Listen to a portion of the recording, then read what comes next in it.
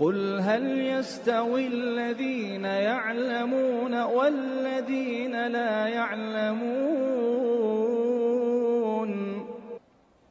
السلام عليكم ورحمة الله وبركاته الحمد لله وحده والصلاة والسلام على من لا نبي بعد أما بعد فأعوذ بالله من الشيطان الرجيم ليس البر أن تولوا وجوهكم قبل المشرق والمغرب ولكن البر من آمن بالله الآية اللهم صل وسلم على محمد النبي الأمي وعلى آله وأصحابه أجمعين সম্মানিত দ্বীনী ভাই বোনেরা, মহান আল্লাহ সুবহানাহু ওয়া তাআলার বিশেষ দয়ায় আমরা তাওহীদের দ্বিতীয় লেভেলের 2 নং ক্লাস বা দ্বিতীয় ক্লাস আজকে শুরু করতে যাচ্ছি। সম্মানিত দ্বীনী ভাইরা, গত ক্লাসে আমরা আলোচনা করেছিলাম ঈমান সম্পর্কে। আরেকটা কথা আমাদের মনে রাখতে হবে, আল্লাহ রাব্বুল ইজ্জতুল জালাল বান্দার প্রতি যত দয়া করেছেন তার সেই দয়া সময়ের সর্বশ্রেষ্ঠ বা যত নিয়ামত দান করেছেন সেই নিয়ামত সময়ের সর্বশ্রেষ্ঠ নিয়ামত হলো নিয়ামতে ঈমান। এর দলিল কি? হাদিসে আছে ইন্নাল্লাহা ইউতিদ দুনিয়া লিমান ইউহিব্বু ওয়া মান লা ইউহিব্বু। আল্লাহ দুনিয়ার সম্পদ যাকে ভালোবাসেন তাকেও দেন, আর যাকে ভালোবাসেন না তাকেও দেন। ওয়ালা ইউতিল ঈমান ইল্লা লিমান ইউহিব্বু। ঈমান শুধুমাত্র সে সকল ব্যক্তিদেরকে দান করেন যাদেরকে তিনি ভালোবাসেন। সুতরাং কোনো ব্যক্তিকে যদি আল্লাহর প্রতি বিশ্বাস স্থাপন করার তৌফিক দান করেন তাহলে অবশ্যই মনে করতে হবে যে আল্লাহ সুবহানাহু ওয়া তাআলা তাকে শ্রেষ্ঠ নিয়ামত দান করেছেন। সম্মানিত দ্বীনী ভাইয়ের, আসুন আমরা গত ক্লাসে আলোচনা করেছিলাম যে ঈমানের ভিত্তি হলো 6টি। আল্লাহর প্রতি ঈমান, ফেরেশতাদের প্রতি ঈমান, নবী রাসূলগণের তাকদীর আসমানি কিতাব সমূহের প্রতি ঈমান, নবী রাসূলগণের প্রতি ঈমান, পরকালের প্রতি ঈমান, তকদিরের ভালো মন্দের প্রতি ঈমান বা ঈমান মানে বিশ্বাস, আল্লাহর প্রতি বিশ্বাস, ফেরেশতাদের প্রতি বিশ্বাস, এগুলো আমরা বলতে 6টা হলো মূল ভিত্তি। আজকের ক্লাসে প্রথম যে ক্লাসে আল্লাহর প্রতি ঈমান, প্রথমে আমাদেরকে আল্লাহর প্রতি ঈমান সম্পর্কে আমাদের যে বিষয়টা জানতে হবে যে আল্লাহর প্রতি ঈমান আনার অর্থটাকে।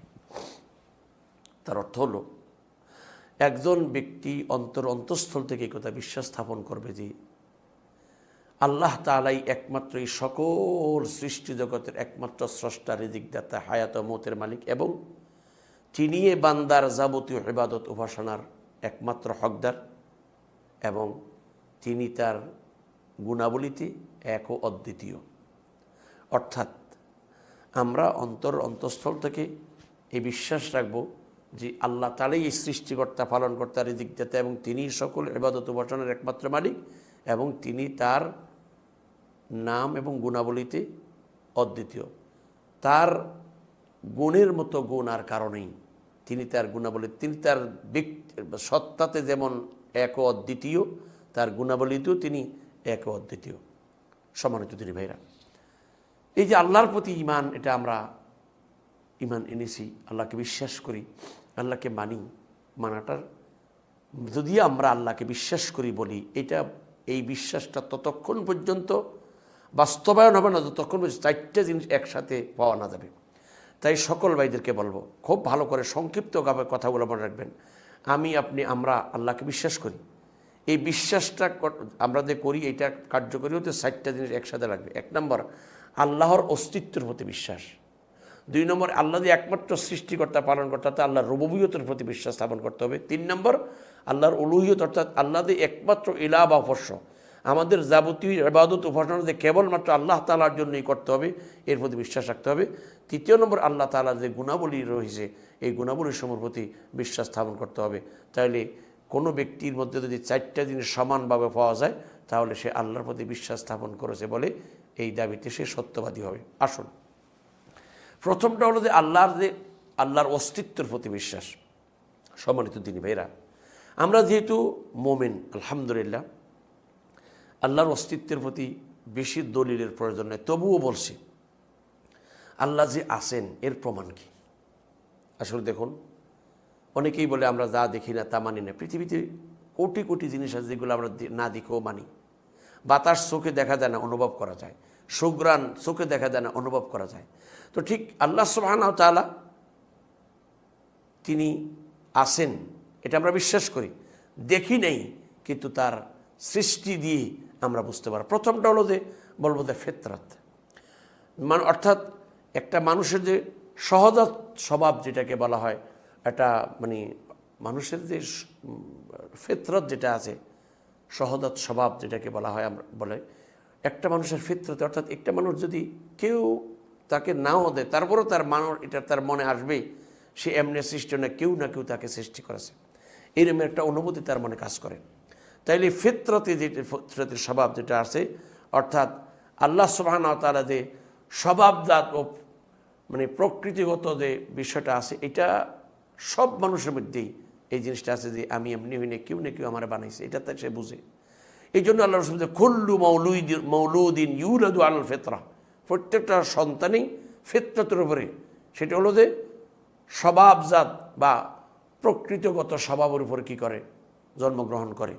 সুতরাং তার পিতামাতা তাকে ইহুদি বা খ্রিস্টান বা অগ্নিপূজক বানায়। তাইলে মানুষের ফিতরত, মানুষের প্রকৃতি স্বভাব এটা প্রমাণ, এটা বুঝে বা এটা বিশ্বাস করে বা এটা জানে যে তাকে কেউ না কেউ বানিয়েছে। 2 নম্বর হচ্ছে যে আকল দিয়ে, বিবেক বুদ্ধি খাটাইয়া বা বিবেক বোধ শক্তি যেটা আছে, এটাও আল্লাহর অস্তিত্বের প্রমাণ বহন করে। প্রিয় ভাইয়েরা, এই পৃথিবীতে একেবারে ক্ষুদ্রতে সে ক্ষুদ্র একটি জিনিস যদি আমরা দেখি, তাহলে আমরা অবশ্যই ভাবি এই ক্ষুদ্র জিনিসটি এমনি হয় নাই, কেউ না কেউ বানিয়েছে। আমার কাছে একটি কলম আছে, এই কলমটা দেখলে কেউ তো মনে করবে না যে এটা আসমান থেকে এমনি পড়ে গেছে, ভাববে যে কেউ না কেউ কলমটা কোনো না কোনো ফ্যাক্টরি কলমটা বানিয়েছে। কে বানিয়েছে আমি জানি না, কিন্তু কোনো না কোনো ফ্যাক্টরি বানিয়েছে, এমনি হয়নি। যে কোনো জিনিস ছোট্ট একটা কাগজের একটা টুকরা আমি দেখলাম, এটা বলবো না যে এটা এমনি হয়েছে, কেউ না কেউ বানিয়েছে, কোনো না কোনো ফ্যাক্টরিতে কাগজটা তৈরি হয়েছে, আমি হয়তো দেখি না কিন্তু তৈরি হয়েছে। এই যে বিবেক বা অনুভূতি যেটা আছে, বিবেকটা খরচ করলে স্রষ্টা বোঝা যাবে। এই যে আসমান জমিন পাহাড় পর্বত নদী সাগর মহাসাগর, এই বিশাল এই নবমণ্ডল ভূমণ্ডল, এগুলোর দিকে তাকালে বুঝবে যে এইগুলো এমনি হয় নাই, নিশ্চয়ই কেউ না কেউ বানিয়েছে। ইমাম আবু হানিফা রাহমাতুল্লাহ আলাইহির একটি বড় ডিবেট বা যেটাকে মানে মুনাজারা যেটাকে বলা হয়, যে হযরতে ইমাম আবু হানিফা রাহিমাহুল্লাহর সাথে একজন নাস্তিকের সাথে যে মুনাজারা হয়েছিল, বাহাস হয়েছিল। নাস্তিক বলেছিল এগুলা এমনি হয়েছে, এর পিছনে কোনো সত্তা নাই, স্রষ্টা নাই। কিন্তু ইমাম আবু হানিফা রাহিমাহুল্লাহ অকাট্য যুক্তির আলোকে, যেহেতু সে বিশ্বাস করে না কোরআন হাদিস, তাই যুক্তি দিয়ে প্রমাণ করেছেন যে একটা ছোট্ট ডিঙ্গি নৌকা যদি মাদি ছাড়া চলতে না পারে, নিজে মাল লোড আনলোড করতে না পারে, তাহলে কি করে সম্ভব এই সমগ্র এই নবমণ্ডল ভূমণ্ডল কোনো পরিচালক ব্যতীত, কোনো মানে এর নিয়ন্ত্রক ব্যতীত এমনিই নিয়ন্ত্রিত হয়ে আছে? এটা অসম্ভব। নিশ্চয়ই এর পিছনে একজন নিয়ন্ত্রক আছে, আর সেই নিয়ন্ত্রকের নাম হলো আল্লাহ সুবহানাহু ওয়া তাআলা। এমনিভাবে দালায়েল শরিয়া, শরীয়তের যে দলিল সমূহ আছে, এই যে আল্লাহ সুবহানাহু ওয়া তাআলা যে শরীয়তে যে বিধিবিধানগুলো দিয়েছেন, এই যে সূক্ষ্ম মানে সুসজ্জিত মার্জিত যে বিধিবিধানগুলো আছে, এগুলোর প্রতি যদি একটু মানুষ চিন্তা করে, তাহলে অনায়াসে বুঝতে পারবে এগুলো এমনি হয় নাই।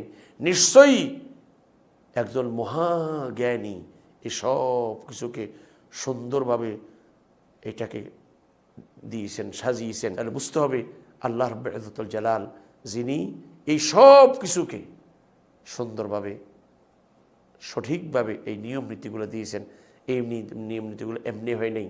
তাহলে বুঝতে হবে এই নিয়ম নীতি যিনি দিয়েছেন তিনিই আল্লাহ, আর এই নিয়ম নীতি আল্লাহর অস্তিত্বের প্রমাণ বহন করে। তাছাড়া এটা বাস্তব উপলব্ধি। সম্মানিত দিনী ভাইরা, একটু খেয়াল করলে আমরা বুঝতে পারি এরকম অনেক প্রমাণ রয়েছে। রাসূলুল্লাহ সাল্লাল্লাহু আলাইহি ওয়াসাল্লাম জুমার দিন মিম্বারে দাঁড়িয়ে খুতবা দিচ্ছেন, একজন ব্যক্তি এসে বলতেছেন, বেদুইন হুজুর, দেশে দুর্ভিক্ষ, অনাবৃষ্টির কারণে মানে আমরা বড় কঠিন পরিস্থিতিতে পড়ে আছি, হুজুর আমাদের জন্য দোয়া করেন। হুজুর হাত তুলে দোয়া করলেন, আর আল্লাহ সুবহানাহু বৃষ্টি দিলেন। এভাবে 1 সপ্তাহ যাবত বৃষ্টি চালু, মানে অনবরত বৃষ্টি পড়তেছিল। পরের শুক্রবারে আবার রাসূল সাল্লাল্লাহু আলাইহি মিম্বারে দাঁড়িয়ে খুতবা দিচ্ছেন। ওই ব্যক্তি বা অন্য কোনো এক ব্যক্তি এসে বলে, ইয়া রাসূলুল্লাহ, বৃষ্টিতে তো আমরা অনবরত বৃষ্টির কারণে আমরা বেকায়দায় পড়ে গেছি, আমাদের জন্য দোয়া করেন যেন আল্লাহ বৃষ্টি বন্ধ করে। তো দোয়া করেছে, আল্লাহ বৃষ্টি উঠিয়ে নিয়ে গেছেন। এইরকম অনেক প্রমাণ রয়েছে যেগুলোর দ্বারা এটা বোঝা যায় যে একজন সত্তা আছেন যিনি সব কিছুকে নিয়ন্ত্রণ করেন, সব কিছুর পরিচালনা তিনি করেন। তাই এটা বুঝলাম আল্লাহ যে আছেন, আল্লাহর অস্তিত্বের প্রতি বিশ্বাস। 2 নম্বর, আল্লাহ সুবহানাহু ওয়া তাআলা মানে আল্লাহ যে একমাত্র রব, একমাত্র পালনকর্তা, সৃষ্টিকর্তা, এটার বিশ্বাস। আমরা সবাই এই কথাটা মানি যে আমাদের আল্লাহ সৃষ্টি করেছেন, কিন্তু অনেক সময় আমরা এটা ভুলে যাই। আল্লাহ রাব্বুল ইজ্জাতুল জালাল আলা লাহুল খালকু ওয়াল আমর তাবারাকাল্লাহু রাব্বুল আলামিন। আল্লাহ জেনে রাখো, সৃষ্টির একমাত্র কর্তা তিনিই, আর হুকুমের একমাত্র মালিকও তিনিই। অর্থাৎ সৃষ্টিও আল্লাহর, আর হুকুম একমাত্র তারই চলবে।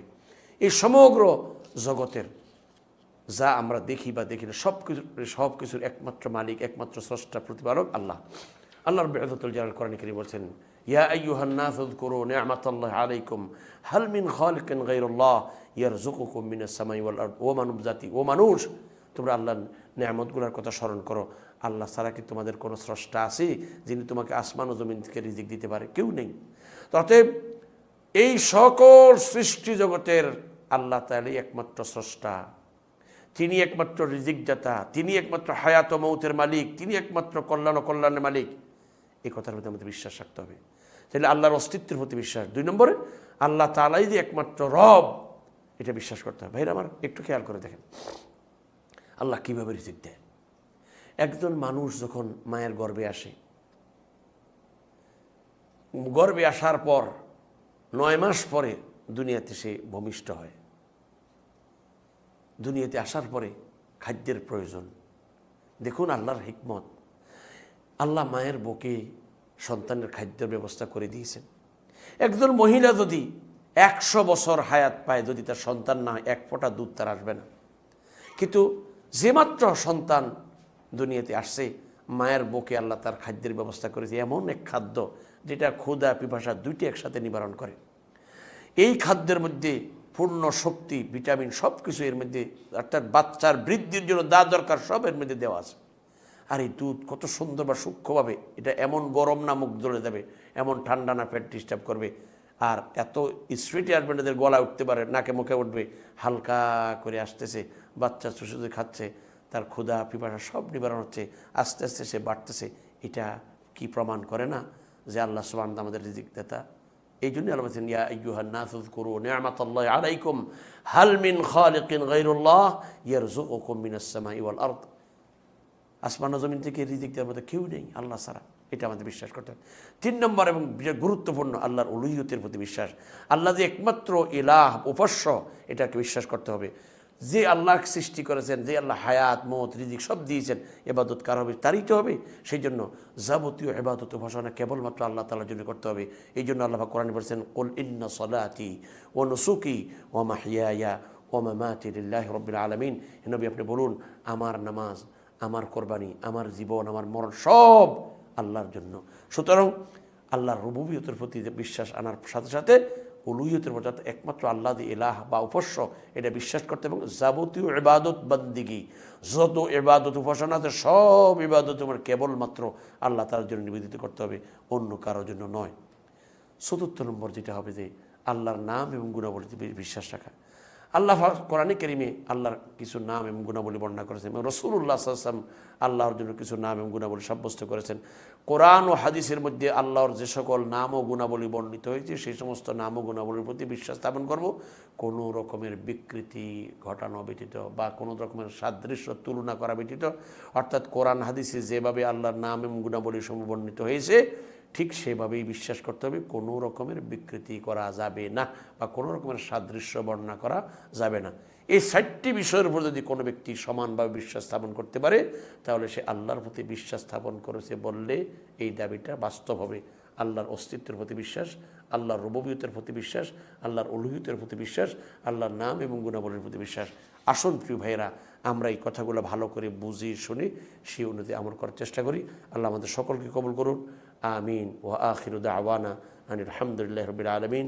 আসসালামু আলাইকুম ওয়া রাহমাতুল্লাহি ওয়া বারাকাতুহু। قل هل يستوي الذين يعلمون والذين لا يعلمون